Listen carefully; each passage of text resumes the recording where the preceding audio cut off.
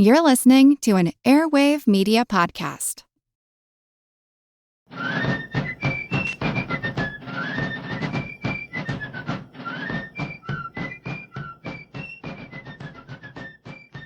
Hello, and thank you for joining the American Revolution. This week, episode 252, The Gordon Riots. We're returning to England this week to go over some important events of 1780. The American Revolution was beginning its 6th year and had only become more of a mess with the entry of France and Spain into the war. As with any war, the cost of fighting this one caused pain and sacrifice among the people. Taxes were up to pay for a large army and navy. Trade was risky due to privateers and enemy naval vessels. After years of pain and sacrifice for the war effort, people began asking each other, what are we really fighting for, and is it worth it? More and more criticism circled around King George III. It was literally treason to criticize the king directly. For decades, there had been an understanding that the king would remain aloof from politics, and that criticism for bad policy would be directed at his ministers only. But George was much more involved in policy than his predecessors, and he saw maintaining control of his North American colonies as something that he had to advocate. As the war's popularity fell, the king's reputation sank along with it. In episode 237, I discussed some of the demonstrations in Ireland in late 1779 that were an expression of the unrest caused by the economic impact of the war. Workers in England also seemed to be increasingly upset by their situation and were looking for changes in policy that would make things better. In December of 1779, a group of freeholders in Yorkshire formed the Yorkshire Association. The association sought to petition Parliament for, quote, economical reform. Specifically, they wanted to do something about the high taxes and wasteful positions within government. The Reverend Christopher Wyville was a large landowner in the Yorkshire area. He became the driving force behind the new movement. He hoped to organize not only his area, but the surrounding counties.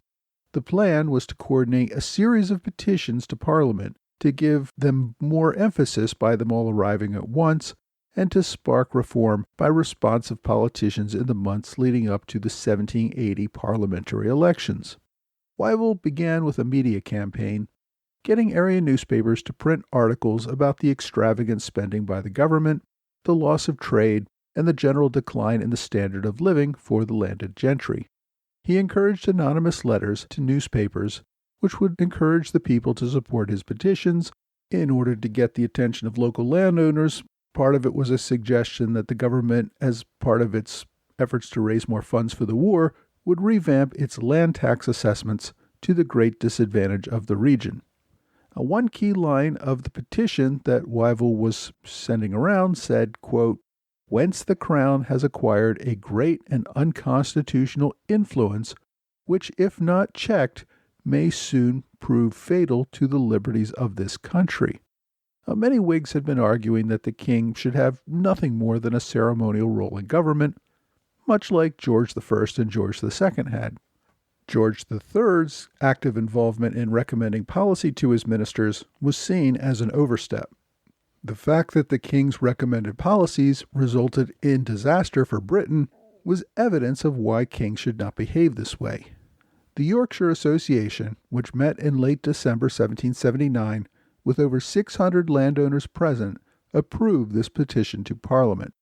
The movement spread to surrounding counties, and petitions to Parliament grew. By early 1780, Parliament had received 40 such petitions signed by thousands of voters.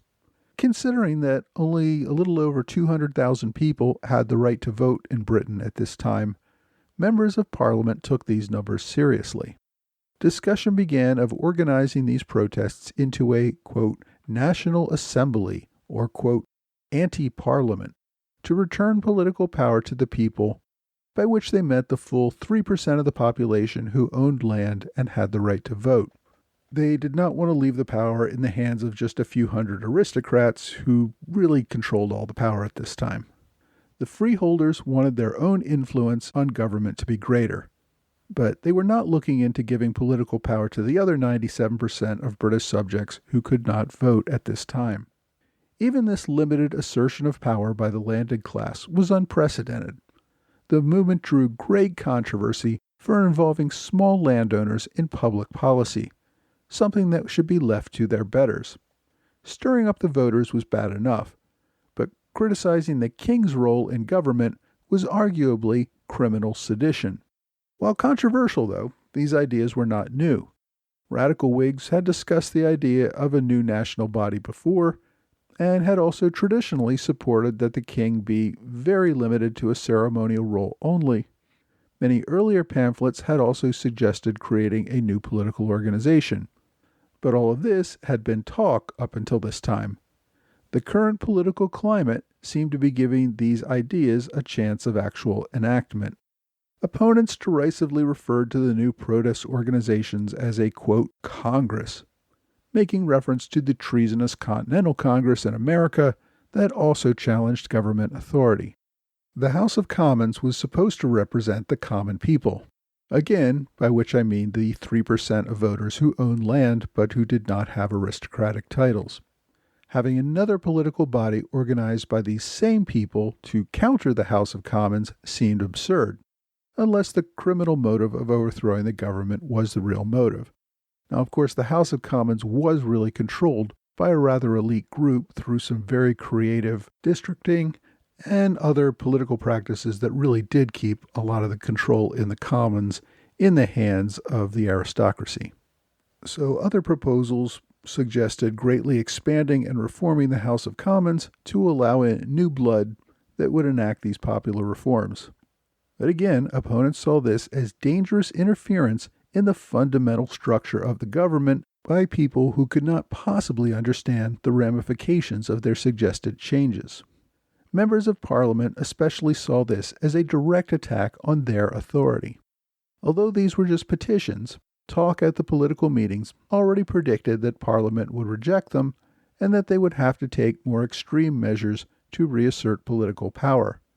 Calls to take the Irish receipt meant to emulate Ireland, which was on the verge of revolution itself, to take extra-legal actions to force change. One option discussed was a tax boycott, everyone simply refusing to pay their taxes. Such action might not only cause the war effort to fail, it might lead to another civil war within Britain. There were radical Whigs within Parliament, particularly the Rockingamites, who tried to use this movement to their political advantage.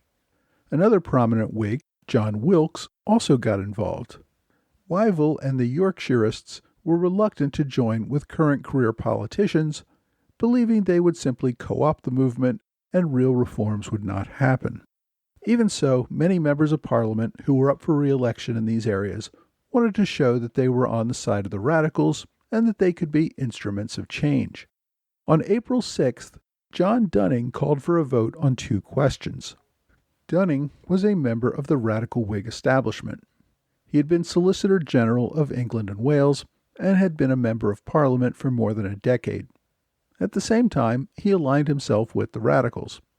Dunning had served as one of the attorneys who defended John Wilkes many years earlier when the Crown was trying to destroy Wilkes.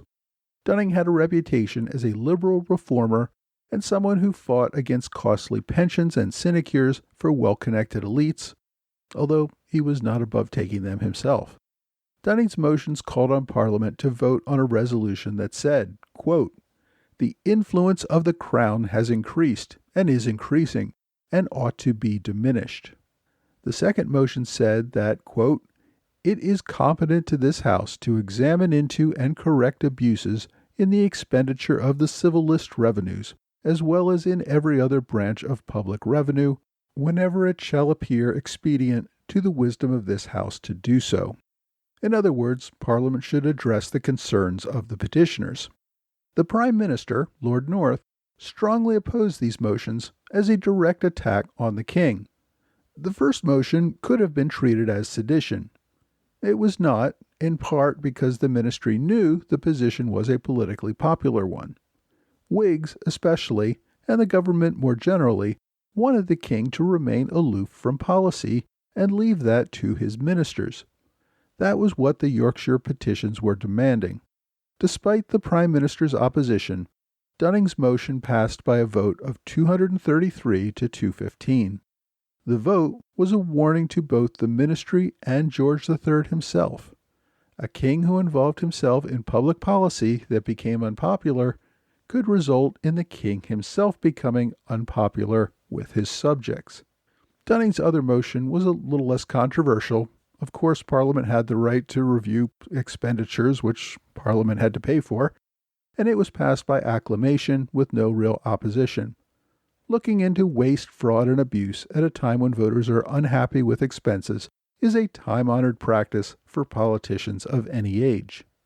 The vote on Dunning's motion looked as though it might cause serious problems for government policy. But another event quickly overtook Parliament's vote to recommend that the king stay out of politics. Whig ideology held as its core principles not only the role of Parliament over the king in running the government, but also the supremacy of Protestantism and suppressing Catholicism. To the modern listener, the anti-Catholic sentiment might seem strange. For those in the Church of England, the fight with Catholic was not really over obscure religious doctrines, like whether transubstantiation was real or whether confession should be a sacrament. Rather, it was much more political. Protestants viewed Catholic loyalty to the Pope as a risk to all liberties. Protestants often derisively referred to Catholics as papists for their slavish obedience to the Pope.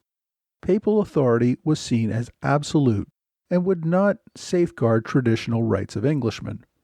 English Protestants looked at the rights of Catholic countries like France and Spain as proof of this point. Allowing Catholics to have a place in British society put fundamental liberties at risk. A good comparison of this might be the way some modern Christian conservatives in the West view Islam. Whatever disagreements there may be over religious doctrine, the driving antipathy has more to do with the way Christians view the governments and lack of freedom in self-proclaimed Islamic countries, and they don't want to see that imported. That's the way Protestants thought of Catholicism in the 18th century. The English Civil War, only a century earlier, had been fought primarily because Parliament wanted to prevent King James II from allowing more Catholics to have a place in British society, and also to ensure the primacy of Parliament over the king in setting policy. Another radical Whig member of Parliament at this time was George Gordon. As the third son of a duke, Gordon was not in line to inherit a title, but he certainly did come from a wealthy and influential family. At the age of 7, his family purchased an ensign's commission for him. When he was 11, however, he decided he wanted to join the Navy. Several years before he resigned his naval commission, at the ripe old age of 25, Gordon got elected to Parliament. Another member of Parliament essentially bought him a seat so that Gordon would not run against him for a different seat. Gordon was an outspoken opponent of the war in America and even spoke in favor of American independence. A regular critic of the North Ministry, Gordon was also a pretty disagreeable guy who would also attack other radical Whigs. He regularly attacked Whig leader James Fox. As the Yorkshire movement seemed to be gaining steam in late 1779 and early 1780, Gordon had another issue that he used to stir up the public. In 1778, Parliament had passed the Papists Act, which was actually a reform to an earlier 1698 law. Now, before you get too excited that I'm going to do a deep dive into the legislative history of this matter, I'll warn you that I need to keep it short. The 1698 Popery Act was passed by Parliament a few years after the Glorious Revolution that had thrown out King James II and brought in William and Mary, because James was seen as too friendly with the Catholics. The Popery Act, along with other laws passed around this time, barred Catholics from purchasing or inheriting land, which also meant that they could not vote. It also prevented Catholics from serving in the British Army and called for life imprisonment for any priest saying Mass or educating students in Britain. The 1778 Papists Act was a liberal reform of some of these earlier measures. It was sponsored by John Dunning. The same radical Whig who I just mentioned earlier had sponsored the motion to tell the king to stay out of politics. Dunning's 1778 bill said that if a Catholic subject took an oath, they could have certain rights restored. The oath rejected the authority of Catholic claimants to the British throne. It rejected the Pope's legal authority over British subjects. It also swore that the oath taker would not follow any Catholic edicts to kill the Protestant King of England. If a Catholic subject took this oath, the 1778 Act permitted him to purchase or inherit land and also to join the army. The act also removed the penalty of lifetime imprisonment for a priest saying Mass within Britain. The 1778 Act was an important wartime measure. It would help with enlistments by allowing Catholics to enlist in the army. It was also seen as a way of preventing a rebellion by Catholics, particularly in Ireland, if the government grew too weak as a result of the war. Some radical Whigs, like George Gordon, were horrified when these reforms passed. The following year, Gordon formed the Protestant Association, devoted to repealing these reforms. Gordon successfully prevented the Scottish Parliament from passing a reform bill similar to the Papists Act that was passed by Parliament. Following that success, Gordon attempted to get the British Parliament to repeal its bill. On May 29, 1780, Gordon called for a march on Parliament to take place on June 2nd. The purpose of the march was to deliver a petition to repeal the Papists Act of 1778 and make sure Catholics had no place in Britain. Gordon gave numerous speeches about the dangers of letting Catholics into the army, that these reforms would allow Catholics to restore an absolute monarchy, and that, despite any oaths, the Catholics would work with Catholics on the continent to overthrow the Protestant government in Britain. Historians who looked into this matter argue that the protesters who actually marched on June 2nd were not just motivated by anti-Catholic views. They represented a much larger anti-government sentiment motivated by a stagnating economy, inflation, and unemployment. There was also a large contingent of anti-war protesters, although many of them were probably against the war primarily because of its economic impact. With the mob outside of Parliament, Gordon entered the House of Commons to deliver his petition. As the protesters waited outside, some of them began attacking the carriages of members who were just arriving at Parliament. House members scrambled to summon a detachment of regulars to disperse the mob. They then overwhelmingly voted down the petition by a vote of 192 to 6. Although the crowd left Parliament, angry protesters continued to march through the streets of London. That night, they attacked several foreign embassies that were known to have Catholic chapels inside of them. They also destroyed the homes of several wealthy Catholics who lived in London. Officials called out constables who arrested a number of rioters, but the mayor did not read the Riot Act, which would have permitted authorities to force the rioters to return home or face violent consequences. The following night, June 3rd, the rioters invaded the neighborhood of Moorfields, where many poor Catholic Irish immigrants worked. The rioters burned homes and beat up suspected Catholics. The rioters also attacked Newgate Prison, freeing rioters being held there from the prior night. Someone scrawled on the wall that the prisoners were freed by, quote, His Majesty King Mob. Over the next 3 nights, mobs rampaged through London, wreaking havoc and destroying property. On June 7th, the protesters burned the home of Lord Chief Justice Lord Mansfield.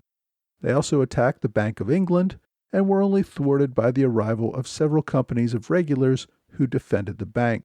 Similarly, soldiers had to block a mob trying to assault the Prime Minister's home at 10 Downing Street. Even after 5 days of open and uncontrolled rioting, the Lord Mayor still refused to read the Riot Act. He was a radical Whig himself and did not want to be seen as crushing his own political supporters.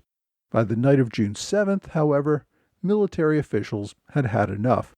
They issued orders to the regulars to go out into the streets and fire on any groups of 4 or more people who refused orders to disperse. The regulars ended up shooting and killing 285 protesters and wounding an estimated 200 more. I suspect the number of wounded is rather low compared to reality, because many wounded people probably returned home and did not seek medical care, since it might result in their arrest. Authorities did end up arresting about 450 protesters. The Gordon Riots, as they came to be known, were probably the worst London had ever seen.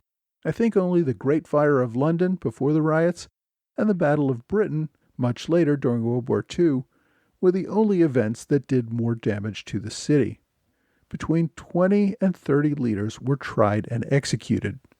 Lord Gordon was charged with high treason for his role, but was acquitted.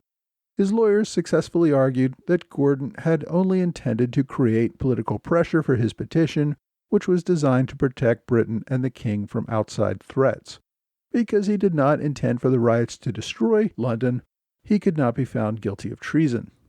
The riots also damaged the political career of John Wilkes, who ended up leading a militia against the rioters in an attempt to restore order. The rioters were just the sort of people who usually supported Wilkes, so his attempts to subdue them cost him politically. Lord Mayor Brackley Kennett, who had refused to read the Riot Act against the protesters, was later convicted of criminal negligence and fined. The riot also damaged Britain's reputation abroad. The ministry had been attempting to draw Catholic Austria into an alliance against Spain and France. These anti-Catholic riots in London resulted in an end to those talks.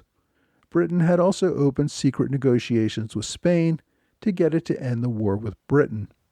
After hearing of the riots, Spain also ended negotiations, not necessarily because of the anti-Catholic sentiment of the mobs, but because the Spanish believed that the British government was on the verge of collapse. The Gordon Riots remained a deep scar on London and would be remembered for generations. Next time, we return to New Jersey, where British forces from New York destroy the town of Connecticut Farms.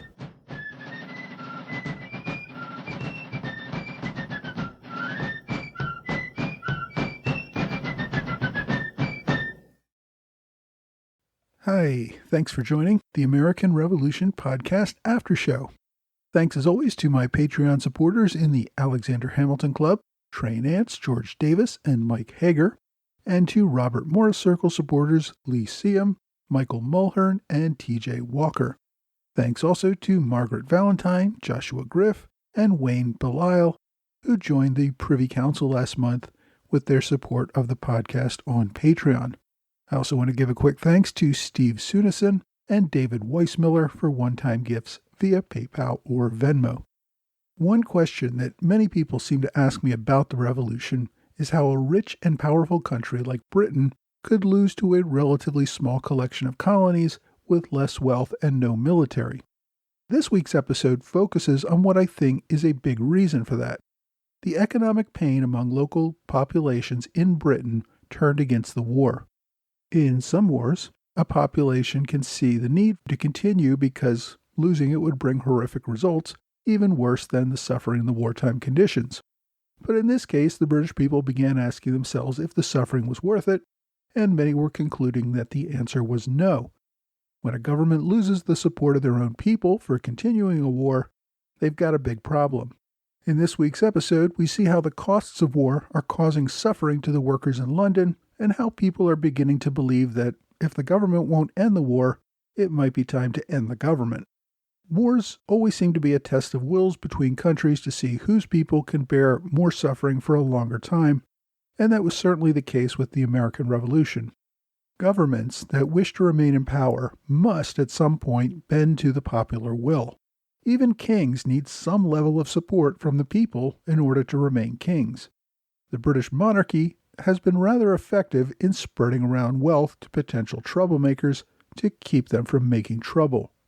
John Dunning, the radical who proposed reducing the king's influence in government and getting rid of wasteful pensions and sinecures, received a seat on the king's Privy Council and a title of Baron Lord Ashburton.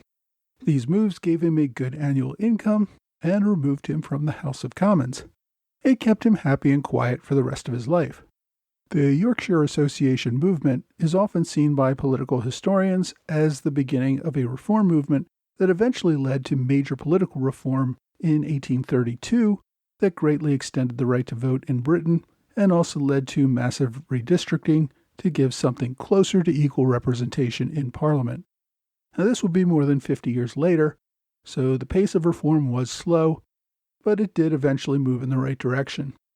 For me, it's interesting to remember that this reform movement in British politics began because people were unhappy with affairs resulting from the American Revolution.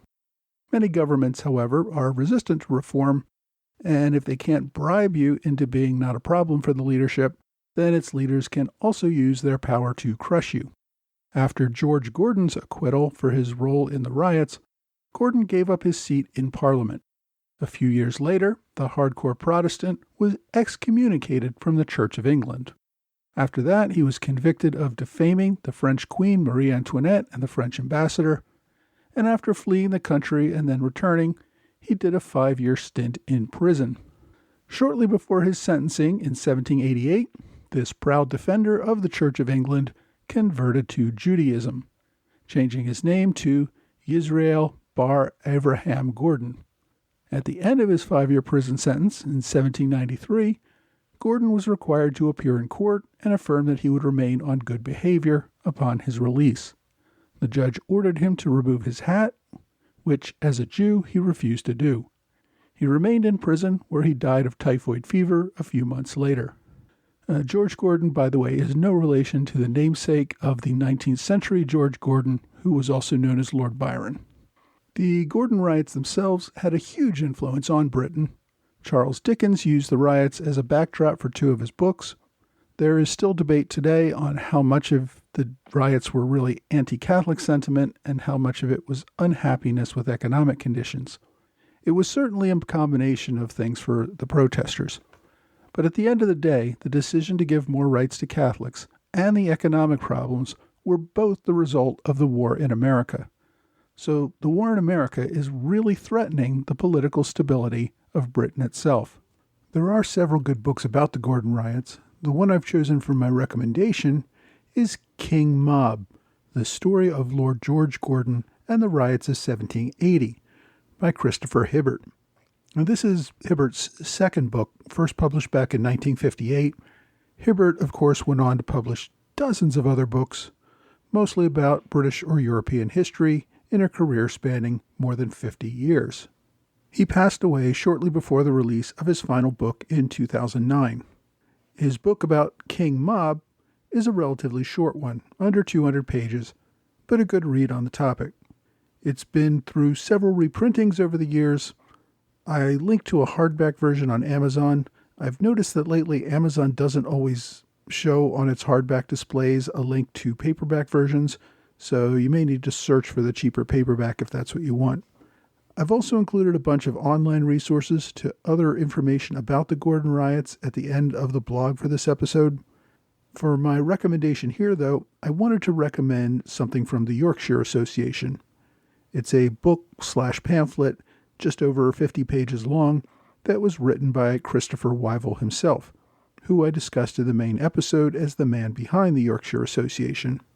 The document is called A State of the Representation of the People of England on the Principles of Mr. Pitt in 1785, and this was published in 1793. As I said, the Yorkshire Association was the beginning of a much larger political movement that lasted well into the 19th century. This is a primary document from that movement, and as always, I've included a link to it on archive.org. My question this week asks, is George Washington recognized as a traitor by the British? Well, the short answer is no.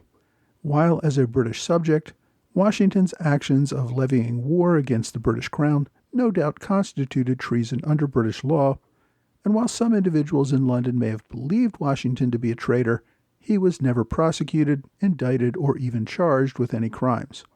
In answer to a lot of questions I get about treason and the American Revolution, I usually like to say, it's only treason if you lose. Overthrowing a government is pretty much always against that government's laws.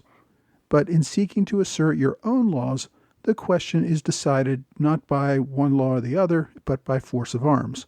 If you win, your actions will be found legitimate and justified under your new government. If you lose, better watch out. Britain realized that trying to impose legal penalties made no sense in a full-on war.